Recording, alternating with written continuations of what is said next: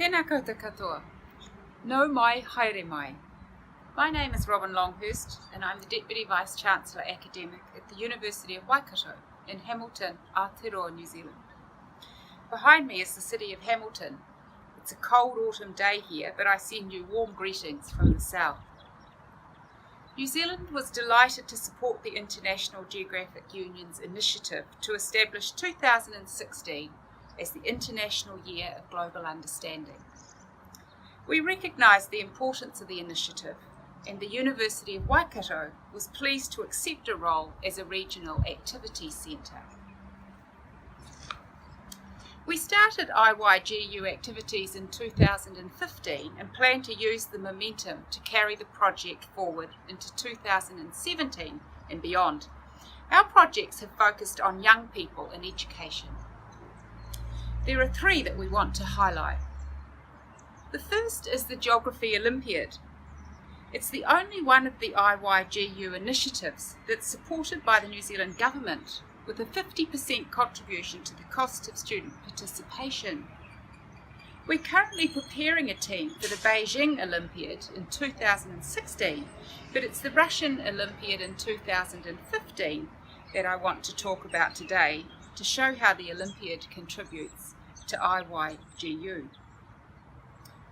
The second project is a certificate in education for global citizenship, and it develops a number of IYGU initiatives in the social sciences in New Zealand's secondary school sector. The third project is a book called Geography in Focus, and I'll say more about that later. But first, let me go back to the first project that I mentioned the Geography Olympiad.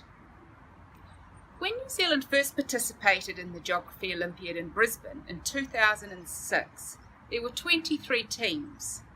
Australia felt closer to home for us, but in the following years, the cultural contrasts felt greater as we took part in Tunis, Taiwan, Cologne, Kyoto, Krakow, and Tver.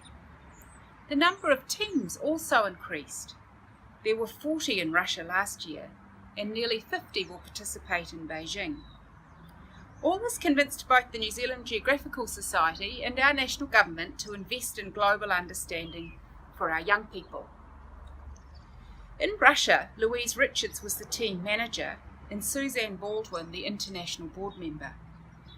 A nationwide selection was run by the New Zealand Geographical Society to select 4 students: Alicia Johnson, Oksana Rapina, Renjin Palan, and Luke Dixon. We were particularly impressed by Oksana Rapina's starring role. She was judged second best in the world and the only woman in the top 15. So this was quite a change from 2014 and the best result for New Zealand ever. The students spent a week in August in rural Russia between Moscow and St. Petersburg in a purpose-built youth camp facility. So the Olympiad has 3 items of assessment. You can see them all on the website, maintained at Waikato.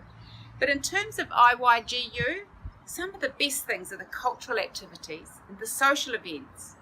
For example, the farewell parties and a fireworks show on the banks of the river in Russia, which was particularly spectacular. The Olympiad hosts worked hard to give students insight into Russian rural communities with a fascinating field exercise at Starista on the Volga River. The theme was Rural Futures for a Static Community. Starista has a population of about 10,000, and this is a familiar issue in many countries, including, I have to say, in New Zealand.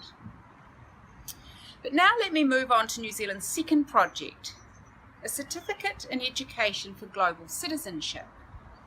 Patrick Barrett at the University of Waikato has held meetings with senior social science teachers in the region and worked with Dafford Williams of St. Paul's Collegiate in Hamilton, who has a mandate to develop the certificate.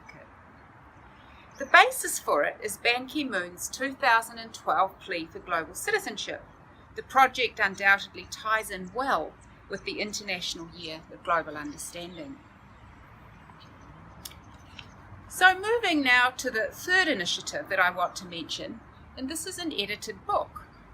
several leading geography educators have worked hard to produce a text that encourages the teachers of young people to address the geography curriculum in different ways.